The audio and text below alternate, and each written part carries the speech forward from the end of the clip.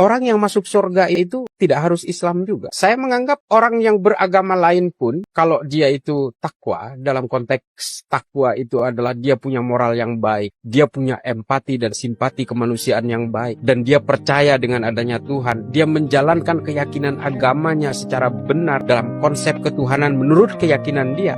Ketika kita bicara hal gaib seperti surga dan neraka, kita tidak bisa mengandalkan perasaan dan emosi kita. Menurut saya sih orang kayak gini nggak mungkin masuk neraka. Menurut saya sih yang begini udah pasti masuk surga. Masa orang seperti ini masuk neraka, itu nggak bisa. Hal gaib ini dikabarkan oleh wahyu. Otomatis kalau kita mau menghukumi atau mau bicara tentang hal gaib, sandarannya itu harus berupa wahyu. Terus bagaimana pertanyaannya? Ada orang-orang yang dia belum mengenal ajaran Islam, belum sampai kepadanya dakwah Islam, atau ada orang-orang yang hidup pada zaman di antara dua nabi. Jadi mereka hidup pada zaman nabi itu belum diutus. Bagaimana nasib mereka? Ulama berbeda pendapat. Ya, pendapat ulama Ahlus Sunnah wal Jamaah menyebutkan bahwa orang-orang yang hidup pada zaman nabi belum diutus atau hidup pada zaman di mana dakwah Islam belum sampai kepadanya, mereka itu selamat. Sebagian lain berpendapat kalau mereka mengubah ajaran, mengubah syariat terdahulu, mereka akan diazab. Boleh jadi ada orang belum masuk Islam, dia selamat dan masuk surga, bukan karena dia beragama non-Islam, tapi karena dia belum mengenal Islam. Jadi kalau ada pertanyaan, bisa nggak Ustadz non-muslim masuk surga? Bisa, tergantung non-muslim yang mana. Non-muslim yang memerangi Islam, tahu Islam agama yang benar, dan dia ingkari dengan kesombongan, tentu nggak bisa kita katakan selamat. Tapi non-muslim yang sejak lahir sampai dia mati, nggak pernah kenal Nabi Muhammad, nggak pernah kenal Al-Quran, hidup di pedalaman, tidak tahu itu ajaran Islam, maka orang seperti ini, sebagai ulama berpendapat, dihukumi dengan hukum ahlu fatrah. Boleh jadi dia selamat. Adil kan? Allah itu hanya mengazab suatu kaum kalau memang sudah sampai dakwah kepadanya.